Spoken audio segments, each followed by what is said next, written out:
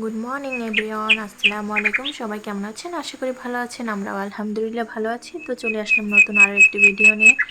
তো এই তো গৃহিণীদের যেই কাজ সকাল থেকে শুরু, কিচেনে রান্নাবান্না আর ঘর গোছানো, এগুলোই হচ্ছে গৃহিণীদের কাজ। তো সেটাই করছি। সকালবেলা উঠে গিয়েছি, ছেলেকে ফ্রেশ করে নিয়েছি, এখন তাকে নাস্তা বানিয়ে নাস্তা খাওয়াবো। যার জন্য আমি এখানে ফ্রিজ থেকে পরোটা বানিয়ে বের করে নিয়েছি। তো এখন আমি পরোটাটা ভেজে নেব আর ডিম পোচ করে নেব। তো দেখতে পাচ্ছেন আমি দুই চুলায় দুটো কড়াই বসিয়ে দিয়েছি। একটাই আমি ডিম পোচ করব আর একটাই আমি পরোটা ভেজে নেব। তো আমি এই তো পরোটাটা ফ্রাই প্যানে দিয়ে দিলাম আর এই পাশে আমি এখন ডিমটা পোচ করে নেব। তো ডিমটা আমি একটু কাঁচা কাঁচা করেই পোচ করব, কারণ আয়ন এভাবেই খেতে পছন্দ করে, যার জন্য এভাবেই করে নিচ্ছি। আর সামান্য একটু লবণের ছিটা দিয়ে দিলাম। আর এই তো দেখতেই পাচ্ছেন পরোটাটা আমি উল্টে পাল্টে ভেজে নিচ্ছি। আর এভাবে কিন্তু আগের দিন রাতে বানিয়ে রাখলে কিন্তু সকালে উঠে ওরকমভাবে কোনো ঝামেলা করা লাগে না। তো এই পরোটাগুলো কিন্তু আমি আগের দিন রাতে বানিয়ে রেখেছিলাম, আর মাশাআল্লাহ আমার পরোটাগুলো কিন্তু অনেক সুন্দর হয়েছে। ফ্রিজে রাখা সত্ত্বেও কতটা সুন্দর ফুলেছে দেখতেই পাচ্ছেন। তো আপনারা চাইলে কিন্তু এভাবে ফ্রিজে বানিয়ে রাখলে আর কি পরের দিন সকালে ওভাবে ঝামেলা হয় না। এই তো আমি এখন কিন্তু পরোটাটা সুন্দরভাবে ভেজে নিয়েছি, আর আগে ডিমটা তো দেখতেই পেলেন পোচ করে নিয়েছি এই যে। আর এত কিছু করার পরেও সে এখন পরোটা খাবে না, সে খাবে ভাত। তো কি ঝামেলা বলেন, এটা যদি আমাকে আগে বলতো তাহলে কি আর আমাকে কষ্ট করে এই নাস্তাটা বানানো লাগতো। তো এই তো এখন আবার চলে আসলাম তার জন্য ভাত গরম করতে ওভেনে। আর ওভেন খুলেই দেখি তার মধ্যে একটা পাউরুটি রেখে দিয়েছে। দুই বাবা ছেলের যন্ত্রণায় তো মানে এরা খালি কিভাবে কাজ অগুছানো করবে এটার জন্যই মানে থাকে। আর আমার শুধু সারাদিন কাজ হচ্ছে কাজ গুছানো। তো এই তো দেখতেই পেলেন আমি কিন্তু তার ভাতটা গরম করে নিয়েছি ওভেনে। এখন কিন্তু তাকে খাইয়ে দেব। তো খাইয়ে তারপর আমি রান্নাবান্নার কাজ শুরু করব। তো আজকে অনেকটাই লেট হয়ে গেছে ঘুম থেকে উঠতে আর তার নাস্তা খাওয়াতে। তো এই তো দেখতে পাচ্ছেন সে খেলতেছিল তার বোনের সাথে। তো আমি তাকে ডেকে এখন তাকে ভাত খাওয়াবো। তো সাথে একটু মিষ্টি কুমড়া নিয়ে নিয়েছিলাম। তো তাকে খাওয়া দাওয়া শেষ করিয়ে এই তো দেখুন এখন আমি রান্নাবান্নার কাজে চলে আসছি। আজকে সিম্পল খাবার রান্না করব। তো গতদিনের মিষ্টি কুমড়ার তরকারিটাও রয়ে গিয়েছিল, যেহেতু দুপুরবেলা শুধু আমরা মা ছেলেই খাই, তার বাবা অফিসে খায়। তো এই তো এখন আমি রান্না করে নেব পটল আর আলু চিংড়ি মাছ। তো এই তো আমি এখন কড়াই বসিয়ে দিলাম আর কড়াইতে তেল দিয়ে দিলাম আর চিংড়ি মাছ দিয়ে দিয়েছি। চিংড়ি মাছের পরিমাণটা আমি একটু কমই নেই, যেহেতু আয়নকে খাই আমি একটু কম খাই, আমার অ্যালার্জির সমস্যা আছে। আর এদিকে আমি লইটা মাছ নিয়ে নিয়েছিলাম। তো দেখতেই পেয়েছেন লইটা মাছটা আমরা ফ্রাই করে তারপর খাবো ভাতের সাথে। তো এর আগে কখনোই আমরা লইটা মাছ ফ্রাই খাইনি, এর আগে একদিন রান্না করেছিলাম।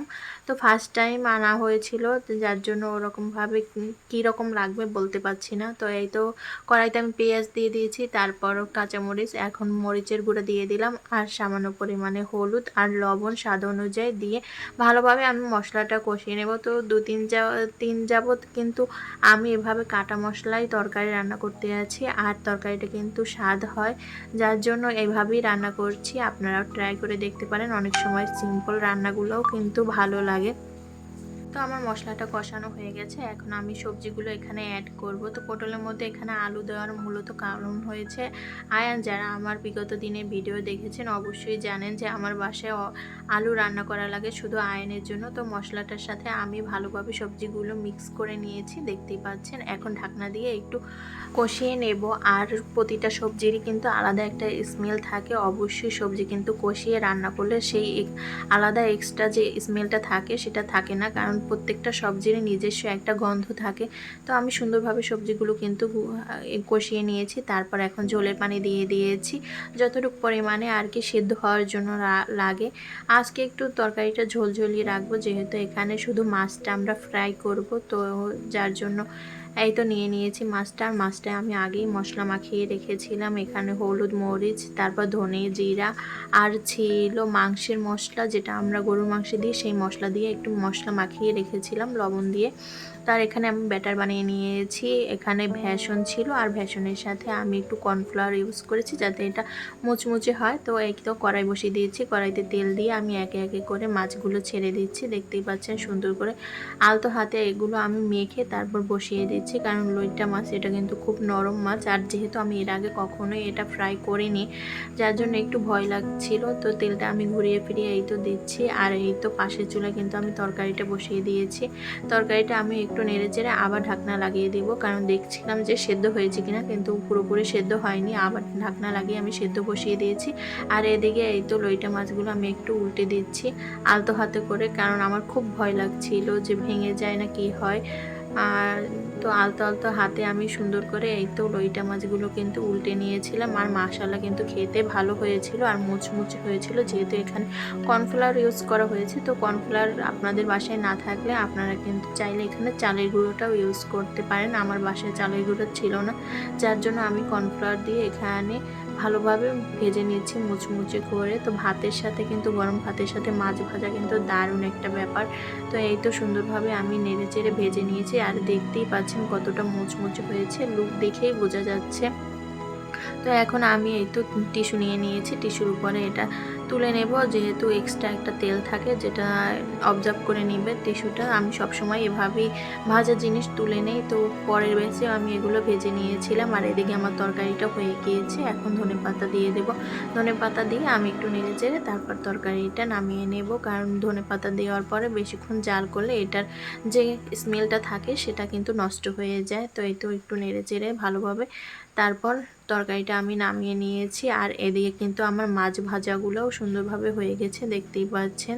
আর রান্নাঘরে খুব খারাপ অবস্থা, রান্না করতে গেলে সবারই এলোমেলো আর অগুছানো ভাত থালাবাটি আধোয়া এগুলো হয়। তো আমি সব কিছু ধুয়ে ক্লিন করে নিয়েছি রান্নাঘর, আর আমি প্রতিদিন চেষ্টা করি আমার রান্নাঘর একেবারে ক্লিন করে তারপর বের হই। আর এই তো বাহিরে বৃষ্টি হচ্ছে দেখছিলাম, আর এর মধ্যে কয়েকবার ছাদেও যাওয়া হয়েছে, কাপড় শুকে দিয়েছিলাম এনেছি। তো আজকে বিছানা ওভাবে গুছানো হয়নি ঘুম থেকে উঠে, তা এখন বিছানা গুছিয়ে ভালোভাবে তারপর আমি ঘর ঝাড়ু দিয়ে দেবো। আর এই যে আমাদের পিছনের বাগান, আর এর ভিতরে মশার তো অভাব নাই, যার জন্য এই বর্ষার দিনে আমরা কিন্তু দরজা জানলা খুব একটা খুলি না। তারপর আজকে একটু হালকা রৌদ্র দেখে খুলেছিলাম, কিন্তু কিছুক্ষণের মধ্যেই আবার বৃষ্টি চলে আসছে। আর এই তো আমার ঘর গুছানো এবং ঝাড়ু দেওয়া হয়ে গিয়েছে। এখন আমি আয়নকে গোসল করিয়ে তারপর আমি নিজে গোসল করব আর নামাজ পড়বো। আমার কিন্তু একটার ভিতরে আর কি রান্নাবান্না কমপ্লিট করার চেষ্টা করি, কারণ আমি সঠিক সময়ে নামাজ পড়ার চেষ্টা করি, কারণ লেট করে নামাজ পড়াটা উচিত না, কারণ সব কিছুরই একটা সময়ের নির্দিষ্ট আছে।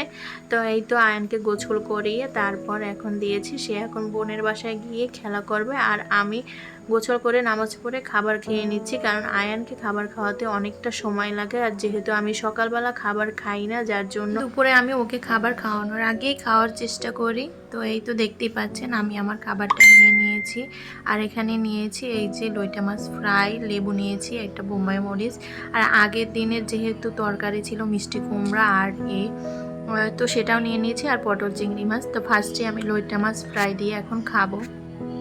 তো দেখতেই পাচ্ছেন ফার্স্টের বাইকটা মাশাআল্লাহ অনেক মজা ছিল, যেহেতু আমি মানে অনেকক্ষণ পরে খেয়েছি, কিন্তু মচমচাটা ওভাবে না থাকলেও কিন্তু খেতে ভালো লাগছে, ক্রিসপিনেসটা আছে মোটামুটি। তো এই তো দেখতেই পাচ্ছেন আমি একটু মরিচ ভেঙেও খাবারটা খেয়ে নিলাম।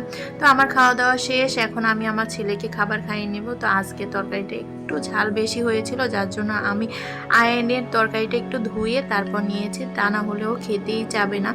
তো এই তো বিকেলবেলা আয়নের পাপা অফিস থেকে চলে আসছে, আর জ্যান্ত জ্যান্ত চিংড়ি মাছ নিয়ে আসছে। তো এসে সে দুইটা মাছ ভেজে খেয়েছে, সে চিংড়ি মাছ প্রায় খুব পছন্দ করে। আর এই তো দেখেন কি সুন্দর জ্যান্ত চিংড়ি মাছ, এগুলো কিন্তু খেতেও দারুণ হয়, কারণ বাজারে সচরাচর আমরা কিন্তু এ ধরনের মাছ পাই না। তো সে আর কি যেখানে মাছ ধরে নদীর পাড় থেকে ওখান থেকেই কিনে নিয়ে আসছে, আর নিয়ে আসছিল অনেকগুলো কলা। তো আমি কিন্তু সাগর কলা খুব পছন্দ করি অন্য আদার্স কলার থেকে, তো অনেকগুলো কলা নিয়ে আসছে। তারপর বাবা ছেলে মিলে চলে গেল বাজারে, তো বাজার থেকে নিয়ে আসলো একটা কাতলা মাছ, যেহেতু চিংড়ি মাছ আমি ওরকমভাবে খাইও না, পছন্দ করি না, যার জন্য একটা কাতলা মাছ নিয়ে আসছে।